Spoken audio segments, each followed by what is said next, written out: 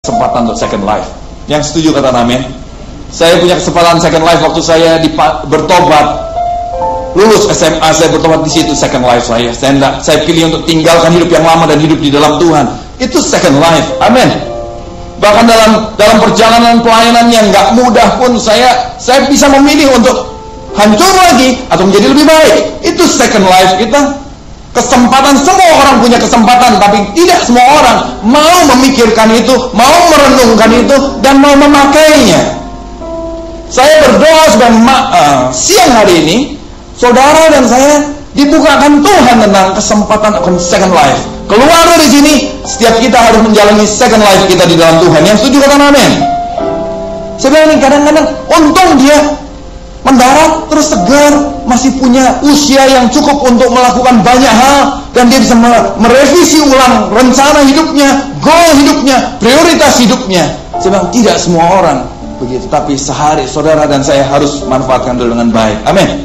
Yang kedua, sebelum kita belajar warisan abadi tadi, yang pertama, kita semua akan berada at the end of our road. Dan saya bilang sama orang ini gini, kamu suatu hari akan berada di posisi yang sama. Betul nggak? Mungkin bukan dalam kecelakaan pesawat lagi, tapi betul-betul at the end of your road yang sesungguhnya. Dan saya beritahu sama dia, mudah-mudahan untuk yang kedua kamu tidak menyesal lagi. Kemarin kan kamu menyesal, mudah-mudahan berikutnya kamu tidak menyesal. Yang kedua adalah gini, ada warisan yang jauh lebih baik daripada uang. Pengkhotbah 7 ayat 11. Pengkhotbah 7 ayat 11. Kenapa saudara harus mengerti bahwa ada warisan yang lebih baik daripada uang? Sambil saudara baca ayat, saya akan bacakan sama saudara. Suatu kali saya ada di sebuah tempat, sebuah gereja sebetulnya. Waktu saya ada di mimbar begini, saya lihat, izinkan saya ini nggak mengkritik, izinkan saya nggak ini, tapi ayo kita belajar sama-sama. Saya nggak mau hakimi satu sama lain, saya pun siapa, masih jauh dari sempurna, tapi yuk kita coba timbang. Doanya kalau persembahan begini, semua ini petunjuknya ya, saya potret dan saya bicarakan sama tim saya. Semua disuruh angkat tangan, angkat amplop, angkat dompet. Maka dibilang ini, maka menaburlah saya di tanah ini, dan dalam tahun ini juga saya mendapat hasil 100 kali lipat. Ini diajak doa sama-sama. Saya pikir itu investasi yang luar biasa. Menabur sekarang, tahun ini juga dapat 100 kali lipat. Kadang-kadang saya cuma pikir, ini iman apa memaksakan ketamakan kita? Ini iman apa memaksakan keserakahan kita? Sebab saya diberkati Tuhan dan saya menjadi kaya, bahkan kian lama kian kaya, sehingga saya menjadi sangat kaya untuk kemuliaan Tuhan dan untuk memperluas kerajaannya.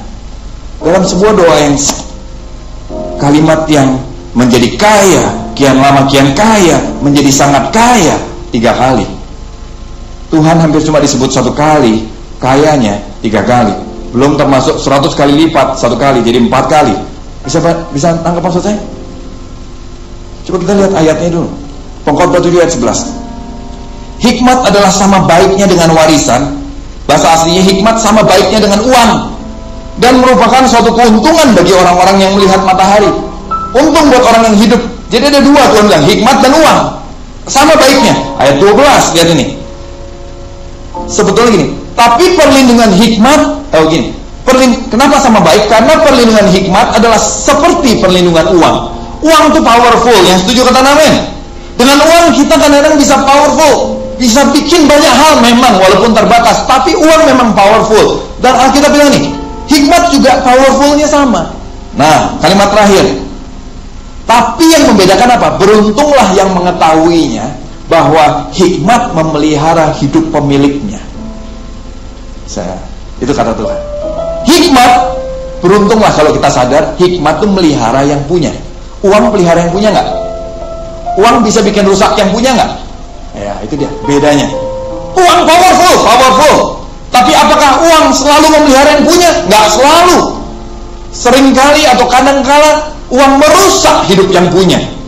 Tapi hikmat nggak pernah merusak hidup yang punya. Ada anak jadi bijaksana, jadi ngerti gimana menghormati orang lain, bisa bergaul dan sebagainya. Dia bijaksana. Bisa nggak kebijaksanaan yang merusak dia?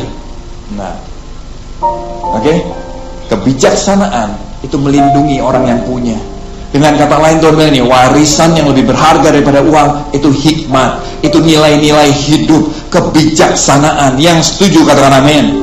Lebih berharga dari uang. Jangan cuma tinggalkan uang. Bisa tinggalkan uang luar biasa, tapi jangan cuma tinggalkan uang, karena uang bisa merusak yang punya. Suatu kali saya dengar, kita sebagai pendeta satu sama lain kan tahu kehidupan pendeta satu sama lain. Kadang-kadang kita dengar pendeta ini ribut keluarganya, yang ini ribut keluarganya, yang ini ribut keluarganya. Ada pendeta anaknya ribut terus soal uang, rebutan soal uang terus. Terus terang saya berdoa dan saya berpikir, Tuhan kok bisa ya? Saya ketemu sama beliau, hamba Tuhan ini, saya ini diberkati. Tapi kenapa ya anaknya kok ribut terus soal uang? Uang terus. Toto Tuhan bilang ini sama saya, Andi, nilai kehidupan dalam sebuah keluarga yang sesungguhnya itu bisa dibaca dari prinsip hidup anak-anak dan cucunya. Nggak maksudnya? Saya boleh ngomong baik nih, tapi sudah mau tahu nilai hidup saya yang sebetulnya, lihat keluarga saya. Dari situ akan kecium sebetulnya yang saya kejar tuh memang Tuhan, memang nilai-nilai hidup yang baik, atau uang. Kaya. Saya bisa bicara sama keluarga saya seakan-akan Tuhan. Saya bisa share terus ini, tapi ujungnya apa? Kaya. Izinkan saya mengambil contoh seperti tadi kan, kayaknya doa, tapi doanya dan saya menjadi kaya, bahkan kian lama kian kaya, sehingga saya menjadi sangat kaya. Saya menabur tahun ini dan menuai tahun ini juga 100 kali lipat. Maksudnya gini, itu fokusnya jauh lebih banyak daripada bicara tentang pribadi Tuhannya, nilai Tuhan, pribadi Tuhan, tapi kayanya. Dan itu yang akan ditangkap sama anak-anak kita. Oh oke, kita melayani Tuhan ujungnya buat jadi kaya. Kita melayani Tuhan ujungnya supaya kaya. Jadi Tuhan adalah pelayan saya untuk menjadikan saya kaya. Nah maksudnya, tidak ada yang salah dengan menjadi kaya, tidak ada yang salah dengan mau lebih berkembang, mau lebih berhasil, tidak ada yang salah. Tapi jangan jadikan itu menjadi Tuhan. Karena ada warisan yang jauh lebih berharga daripada uang, yaitu hikmat, nilai-nilai hidup. Yang setuju katakan amin. Yang ketiga, saya masuk bagian yang terakhir. Mulainya dari mana untuk meninggalkan warisan abadi? Mulainya dari mana? Kalau saudara suka bingung mulainya bagaimana, maka saya mau bilang, mulailah dari ujung. Katakan mulai dari ujung. Oke, mulai dari akhir. Katakan mulai dari akhir. Karena kalau kita tahu akhir hidup kita mau jadi apa, at the end of the road nanti kita mau seperti apa, maka itu akan jadi seperti visi buat kita. Dan setiap visi itu punya power yang disebut the power of vision, yang bisa membuat kita berubah. Karena berubah itu susah, berubah itu perlu energi yang luar biasa, berubah itu perlu kasih karunia. Tapi the power of vision akan membantu saudara untuk berjalan bersama Tuhan. Yang setuju kata amin. Nah mulai dari akhir itu dari mana? Ada sebuah buku yang tulis gini, ayo kita belajar bikin obituari pribadi. Obituari itu gini loh, catatan tentang orang yang sudah mati. Tapi saya pikir terlalu serem kalau saya ajak saudara membuat obituari pribadi ya. Saya ajak namanya gini dah, warisan abadi. Amin. Mau belajar tulis warisan abadi kita? Nah, apa yang akan kita isi sama-sama adalah sesuatu yang gini, seperti apa kita dikenang sama orang lain setelah kita nggak ada. Ujung hidup kita, terakhirnya tuh kayak apa sih? Orang akan ingat kita seperti apa, orang kenang kita seperti apa, anak kita kenang kita seperti apa. Nah, caranya gimana? Isi. Ini yang disebut mulai dari akhir. Mau belajar meninggalkan warisan abadi? Yuk kita mulai sama-sama. Formnya ada nama, ada umur, ada tempat tinggal. Coba saudara isi. Saya ajak betul-betul saudara, mungkin catat, mungkin apa, renungkan 10 menit dalam beberapa hari ini. Hari ini 10 menit, besok 10 menit, 3 hari lagi 10 menit. Saya yakin the power of vision, kalau sudah betul-betul renungkan, akan turun dalam hidup saudara. Nama siapa? Jangan isi nama saya, ini nama saudara, oke? Nama saudara. Saudara nggak sedang hidup dalam hidup orang lain. Saudara nggak sedang kejar orang lain punya mimpi atau punya cita-cita. Saudara sedang kejar apa yang Tuhan mau dalam hidup saudara pribadi. Namamu siapa? Umurmu sekarang berapa? Perlu diisi. Rahasia dong, bahkan buat kamu sendiri. Aduh, minta ampun. Umurmu berapa? Tempat tinggal sekarang di mana? Supaya saudara tahu hari ini saudara ada di mana. Dan besok saudara mau di mana ujungnya? Kita bicara the power of vision, kita bicara warisan abadi. Saudara harus mulai dari hari ini saudara ada di mana, ujungnya saudara mau di mana. Oke? Next. Meninggal di usia berapa? Wah, sensitif ini. Wah, pertanyaannya serem banget. Tapi buat orang yang di dalam Tuhan nggak pernah takut kita bicara soal meninggal gitu ya toh. Malam meremata di sini kita melek bersama Tuhan kan? Meninggal di usia berapa? Pak, apa nggak mendahului Tuhan? Pro dan kontra.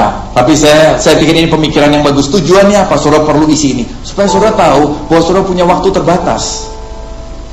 Ada yang ngitung-ngitung, wah, saya tinggal setengah tahun lagi. Minimal saudara tahu setengah tahun lagi, dan saudara tahu ini, apa yang saudara mau buat. Jangan pikir, oh saya masih hidup selama-lamanya. Kapan mati? Nggak pernah mati, begitu kan? Saya selama-lamanya. Saudara kan hidup ngantur. Saya baru mau 40 beberapa tahun lagi, 40 belum 40 sih, masih sangat muda sekali. Masih beberapa, tapi saya kalau global ini, saya bertobat umur 20. Saya jalan hampir 20 tahun dan cepat sekali rasanya. Dan waktu saya isi ini, saya baru sadar, saya beberapa tahun lagi 40, 20 tahun yang sama berarti 60 umur saya nanti.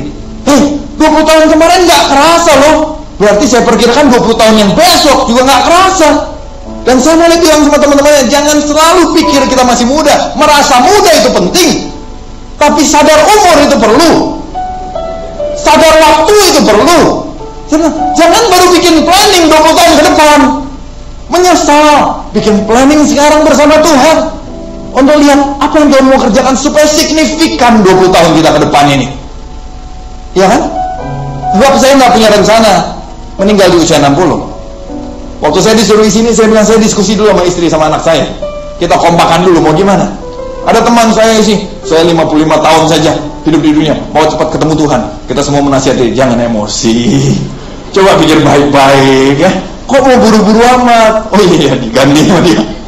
Ada yang saya mau 110 tahun. Coba jangan terlalu serakah. Kamu jalannya pakai apa nanti 110 tahun? Apa nggak capek? Yang pas sajalah. Alkitab bilang 70, ya kan? Nah, 70 tahun sekitar segitu. Yang penting sehat, dan kalau saya nggak pengen sampai sakit. Yang setuju kan amin? Maksudnya sampai udah susah nggak mau udah. Tuhan sehat. Kalau memang sudah selesai ya sudah dong, Tuhan panggil saja dah, kita ketemu langsung ya, face to face. Kan gitu saudara.